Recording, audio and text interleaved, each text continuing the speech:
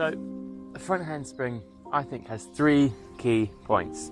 The first is kick, the second is the lift with your standing leg, and the third is the push with your hands. I'll show you a few examples.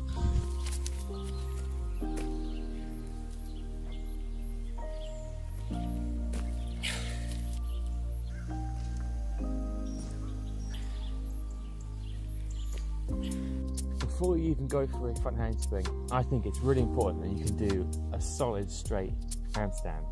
It's the first position you go into in a front handspring. If it's easy to get up and you can control it, it's much easier to go over for the second part of the handspring. What's important in the handstand is to make sure that you're pushing through your shoulders, so you're not low like this, but you're pushing up nice and tall. Practice this pushing with your shoulders just in a press up position. So come down, you can practice down, pushing up, down, pushing up. So the next step will be combining your handstand with a strong kick and also push through your shoulders. This is such a great exercise to get the motion of pushing through your shoulders, just like in the front handspring. Kicking as hard as you can. As you start to feel like you're going too far, that's when you push and hop with your hands. I'm going to show you a couple front handsprings now without this shoulder pop. So you can see the start for both handsprings is exactly the same. However, on the left, watch how my arms are bent as I leave the ground. But on the right, my hands push my shoulders up tall, have straight arms before I leave. That's what gives me the pop to go up and around and land up tall. Without pushing off the floor as my legs go up, my body doesn't get any height, it just goes over. So I've really slowed this one down. Have a look at how on the bottom video, my hands come off a tiny bit before the top. That's because I've not pushed against the floor. As a result, my legs aren't in position, I'm whipping around too quickly, and I've not kept that straight body. So a common problem when people are doing a front handspring is to rush it and think of it like a flip. If you rush it and push with your hands too early, you'll scrunch up in a ball and you'll just go round straight away and land quite low. So I've frozen this just before my hands leave the ground. Have a look at the difference in angles in my shoulders.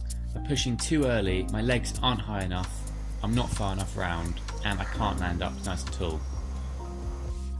The push with your hands should be the last thing you do. You should be almost over in a straight body and then you push.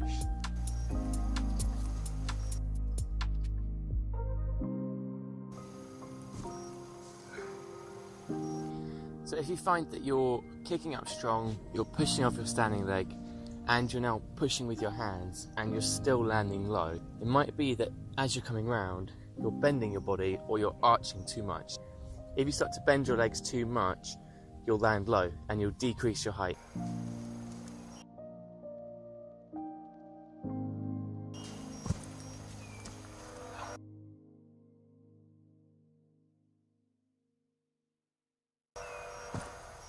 So it's really important to keep your legs as straight as possible. They're going to bend a little bit, but don't pull them to the floor too early. I'm going to try and summarise all the key points. First thing, a nice solid handstand. Being able to hold it straight, that's the position you want to be in when you start your front handspring. Second point, being able to push off the floor with your shoulders. So whether that means practicing it in a push-up position or just practicing in a handstand, pushing through your shoulders. Third point is not pushing off the floor too early. Should be the last thing you do. You kick, push off the floor with your foot.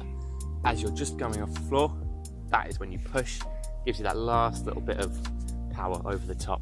Fourth key point, I think, is to not bend your legs too early. Keep your body as straight as possible as long as you can, and then just trust that you're going to make it round and land with straight legs. I think those are the 4 key things you need to practice. A fifth and final tip would be to just play around with the distance when you reach your hands. Some people like to put their hands nice close to their feet when they take off.